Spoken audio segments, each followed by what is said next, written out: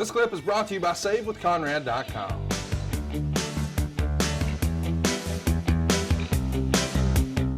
Claim to be the strongest man, but I don't think I've ever seen a man come out here putting up money to prove that his man was the strongest man. But the question still is, someone has accepted that, and he's asking you to get a little bit more specific with what you're talking about. Well, Bass has accepted. Now, Bass talk is cheap. With me, action speaks louder than words. And I'm talking about him wanting to make a name for himself just by inquiring about the rules and regulations. There's where I'm saying he is stalling for time. If you want the challenge, come out here and put your hand on the Bible and say, I think I can beat the Barbarian. I think that I'm stronger than the Barbarian. Well, you can think all you want, Bass, because, brother, that is your God-given right. And as long as you think it, and as long as you tell people that you're this and you're that on television, fine. If they believe it, hogwash, because they can look at this man behind me at 23-inch arms, 22-inch neck, can bench press 700 pounds.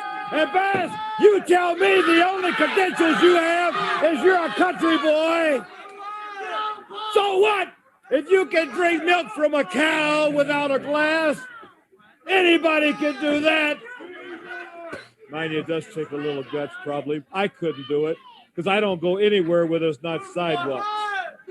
And let me tell you something, Bass. $10,000, and you want to know what the rules are. Well, let me tell you, don't worry about the rules. The only thing you have to worry about is, are you stronger than the Barbarian? And remember this, Bass, before I leave, the embarrassment is going to be on you when it's all over you. Speaking of strong men, let's go to the ring. Were you dying 1,000 deaths standing there holding that microphone? It just kept going. And you kept thinking, all right, he's got a big finish plan. He's going to pull the nose up on this thing. No. And it didn't. No, he never pulled the nose up on it. Oh. He was not a good promo. Drinking milk out of a cow without a glass, and I don't go anywhere there's not a sidewalk. What does that even mean? I don't know. That's Paul just trying to come up with shit. That's all. You ever watch The Office? Oh, yeah. Right. So, there's times where Michael Scott says something that's just so fucking uncomfortable that you almost want to hold like the pillow on your couch over your face. Right. My kid Kansas said, Dad, that's called secondhand embarrassment. Okay. Well, I just had secondhand embarrassment for Paul Jones.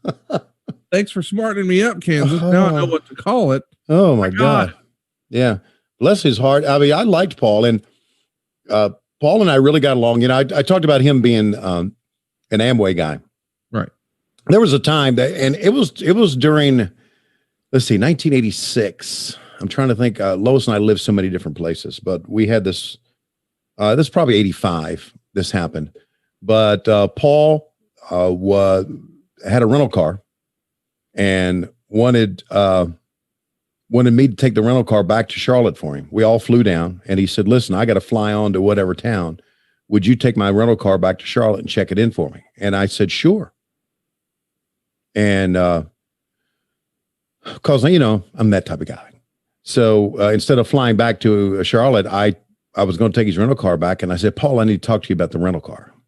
And he came up to me, and he was like real pissed off. He said, "You're getting ready to tell me you don't want to do it, right?" I said, "No, Paul. No, I'm not." Well, I said, "Yeah." I mean, he was like jumping into my shit for no reason. I was just going to ask him a question about where to return it and everything. And it was very apparent to me that he's been fucked over before. So I returned his rental car. Okay. And then I got it, and I called his wife, who I knew his wife real well back then. I can't think of her name right now, but she was very, very nice lady. And I said, "Tell Paul when you talk to him, the car's back." She said, "Okay, I will." I'm thinking, fuck, Paul go cut one of those fucking promos on me about the rental car. That's right, Schiavone. You don't drink milk out of a cow without the glass. Fuck. Terrible, dude. Yeah. Terrible. But he made a lot of money in the business. He was, I have no doubt. But yeah, it was a different time. Right. And one of the reasons he could make a lot of money in the business, he could work, man. He really could. Yeah, he understood. Listen, not everybody has to be a great promo, but to Right. me, if you're going to be considered, like when we talk about, hey, who are the all-time great managers? Depending on how old you are, your answer will vary. But inevitably, it comes back usually to Paul Heyman. He's sort of the newest name on the list. Jim Cornette or Bobby Heenan. Oh, we got an angle coming up here. Here we go. Let's listen to this, and then we'll get the whole story on Tully Blanchard. Let me tell you something. I'm out here. I heard what Ron Bass said on his interview, and I'm out here to tell you to read between the lines. He made a statement that I make money off the sweat of the Barbarian. That's what he said. That's right. I remember. Man, it has no brains, and I'm the brains, and I make money off him. Let me tell you something, Ron Bass. It sounds like you don't care where the money comes from or how it was earned, as long as you make it to help out with your taxes and money that you need. Well, let me tell you something, Ron Bass. Don't worry about the money. It's what you have to worry about if you have the ability to go through the 3 feats of strength. And Ron Bass, I don't think you have the guts to get the job done. I don't think you think that you can do it either. I think that you're just a desperate man. Farm boy and what have you. But let me tell you something right now. You can say whatever you... Whoa, you mean I ain't got the guts, brother? Get your man out here right now. You're talking about no action, brother. Well, right now, brother, just get the man out here and let's just see what you can do, Jones. Back it up if you turn yellow, boy. Huh? Are you running? Won't you say it? Let's do it, boy. Huh? Raise your voice. I'll raise my voice, boy. Just set it up right now, Jones. Where's he at? I was out here telling the people that I thought if anybody had a chance, you had a chance. And I said, your arms are big. You're a big, strong farm boy with cow manure all over your boots. And I was telling him how much respect I have for you. And you come out here and holler at me. I want an apology. You're going to get an apology right beside your head, Jones. Let me tell you something, brother. You put it down on black and white. You get your man out here. You're dodging the issue again. You think that I'm going to run from you. You don't think I'm man enough. You don't think I'm guts enough. Well, let me tell you something, Jones. I've got everything that you need, boy. All you got to do is put your name on the line, and let's get in the ring. Huh? Let's get in there right now. Let me tell you something. You got it, Bass. I'll name the place next week. Next week. You got that, Tony. He said he named the place. I said I'll name the place next week, and don't you ever put your finger on me again, boy.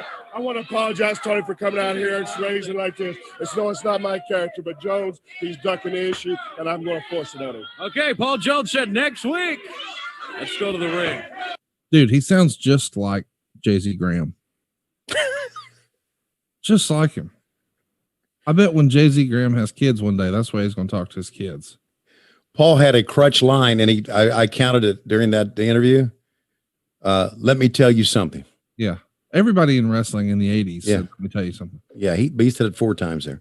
But he really used it as a crutch. And I thought that was a pretty good little thing. Well, I say, let's keep it moving. And JR picks on me for it. And I'm like, well, goddamn, if I fucking took a shot every time he said, quite frankly, we'd both be fucked up about halfway through the show. So, we all got problems, Jim. Hey, it's Conrad Thompson. Thanks for checking out the podcast here on YouTube.